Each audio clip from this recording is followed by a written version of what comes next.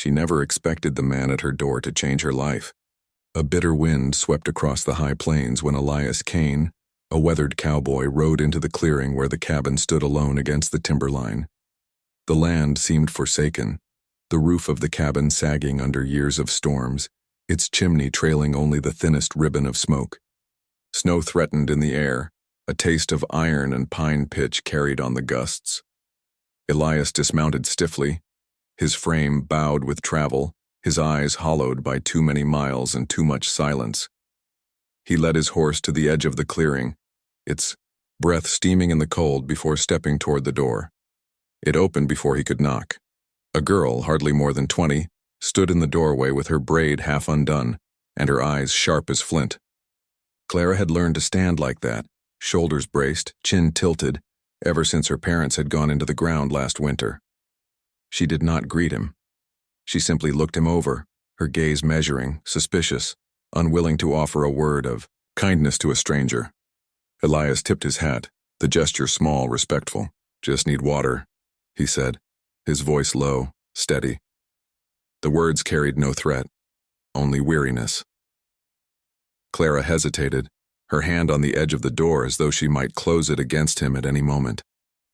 The wind gusted harder, scattering pine, needles across the clearing, and her eyes narrowed, torn between mistrust and the simple fact that no soul in such weather should be turned away. She gave him water, nothing more, her silence as sharp as the frost outside. When he asked if there was a place to stable his horse before the storm hit, she frowned, her lips pressing tight. The thought of sharing her hard-won solitude with a stranger scraped against her like sand on raw skin. Yet loneliness gnawed at her, and behind it the faint memory of what it was like to live when others filled the cabin with warmth. Against her better judgment, she nodded once. "You can keep him in the shed, but you'll be gone at first light," she said. Elias bowed his head, accepting her terms without protest. He moved past her slowly, careful not to crowd the threshold. Inside, the air was close with the smell of wood smoke and old bread. A home, lived in yet starved of laughter. He set his hat aside, placed his hands near the fire, and said nothing more. Clara lingered near the door, her rifle leaned against the wall, watching him as if he might vanish or turn dangerous at any moment. The storm began its work outside, snow lacing the window panes, the wind rattling the timbers. In the shifting glow of the fire, Clara saw the cowboy's face softened by shadows, marked not only by hardship, but by a strange gentleness that unsettled her. She realized, against her will, that solitude had hardened her into something brittle, and this man's quiet manners unsettled her further. It was not comfort, not yet, but something stirred faintly, an unease laced with the ember of curiosity, as though his presence might change the air she had grown used to breathing alone. That night the storm thickened, snow lacing the windows in restless patterns, as though the wind itself wished to claw its way inside.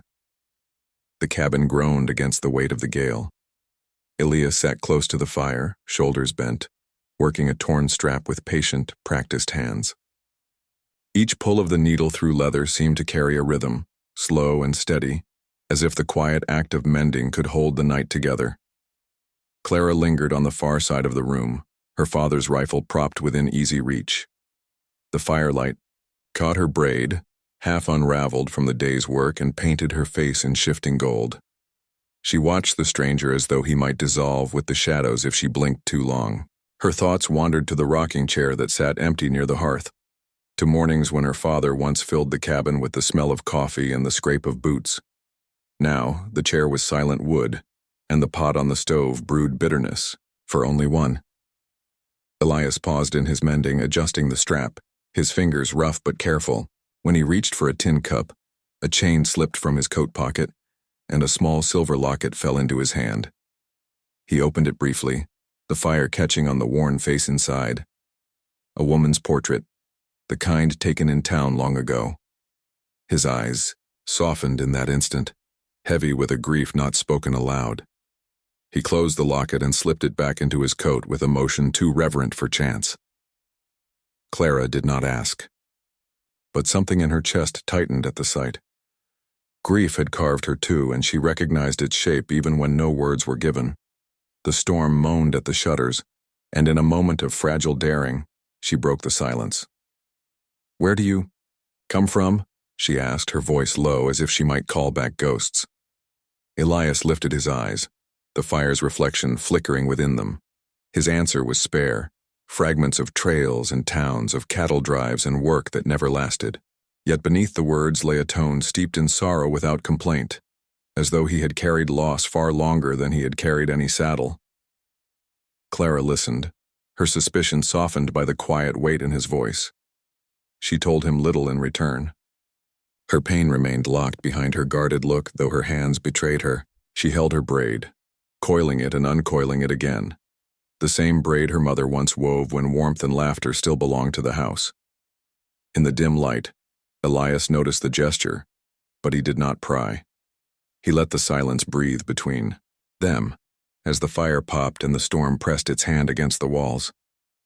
They were two souls in a room that felt both too small and yet vast with memory. The wind cried outside, and inside, grief sat between them like a third presence.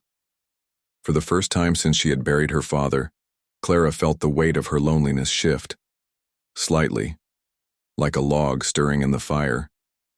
The cowboy, she realized, was not untouched by sorrow. Whatever shadows he carried, they were kin to her own. At dawn, Elias saddled his horse, intent on leaving as quietly as he had arrived. The storm, however, had other plans. The sky bore down, thick with white fury, and the blizzard came hard, driving snow into the trees and bending them like bowstrings. Wind clawed at his coat and the horse snorted uneasily, nostrils full of ice.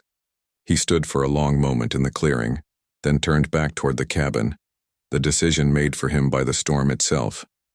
Clara was waiting at the door, her arms crossed against the cold. She said nothing when he stepped back inside, brushing snow from his shoulders, but there was no satisfaction in her eyes, only the practical knowing that two hands were better than one when the land turned merciless. Together they hauled wood from the shed, their breath sharp clouds in the air. They checked the roof, patched leaks with whatever scraps could be found, and banked the fire until it roared against the howl of the wind. Clara worked quickly, proud of her strength. But when the ice gave way beneath her boots and she slipped into the snow, Elias caught her before she fell. His grip was firm, steady, wordless. She pulled away at once, pride wounded, and busied herself with the task at hand. Yet something lingered in that touch, an assurance she had longed for but never allowed herself to need. As night pressed down, the storm thickened, muting the world into a white silence broken only by the rattle of shutters. Then, from beyond, the veil of snow came a sound that set Clara rigid, voices carried by the wind, sharp cries she had heard in childhood stories and once in life itself. The Comanche. Her father's warnings, the old tales of raids, of fire and arrows in the dark, rose like ashes in her mind.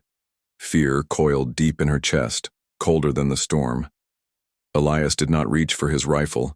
Instead, he stilled, listening, with the patience of a man who had lived many winters beneath many skies. His calm was unsettling, foreign to her dread. When she whispered, "They'll come," he shook his head slightly, eyes steady. Not all enemies are enemies. His voice was quiet, sure, as though he had seen more of the world than she ever dared imagine. She looked at him then, the fire, painting lines across his worn face, and wondered who this man truly was, that he could speak with such certainty where others trembled. The storm raged on, cloaking them in white, but the sound of distant riders faded into the night. Still, her heart did not still easily, though for the first time she felt the possibility that the stranger at her hearth might be more shield than threat. Days stretched beneath the storm, each morning rising gray and each night falling into the same long silence. Snow pressed heavy on the roof, and drifts swallowed the clearing, so that the cabin seemed adrift in a white sea. What had once been Clara's fortress of solitude now felt crowded, every corner bearing witness to the fact that two souls breathed within its walls.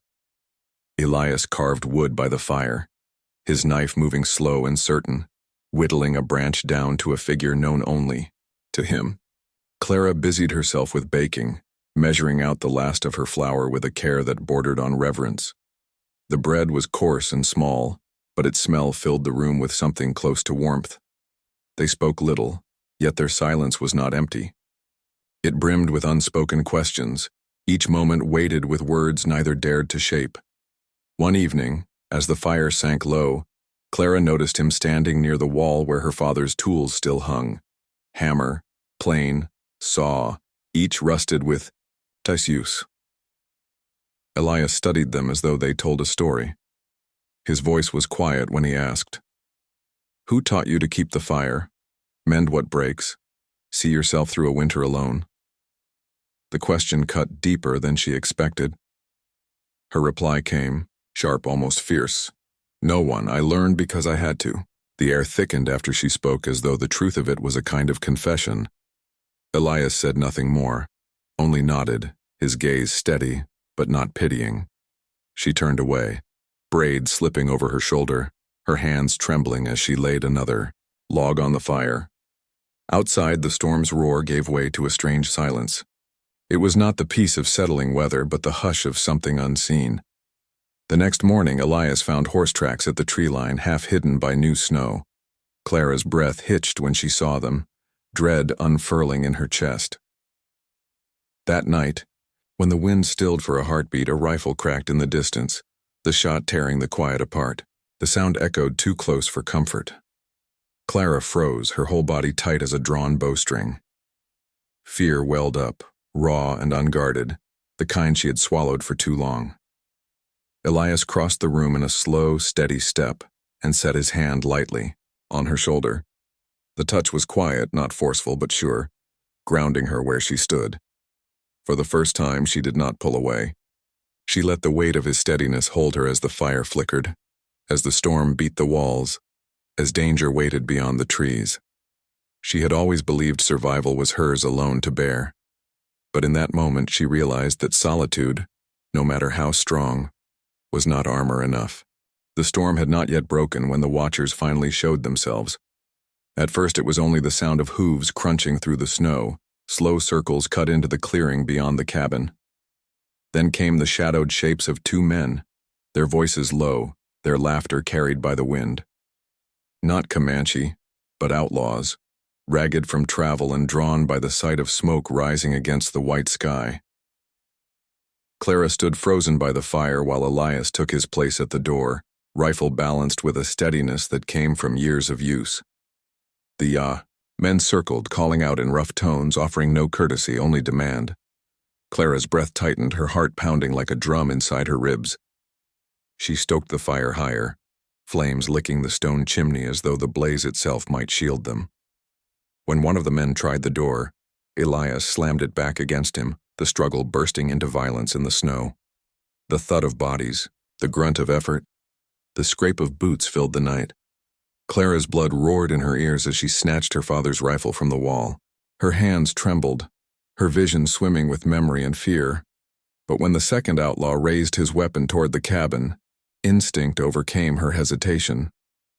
The crack of the shot split the night wide open.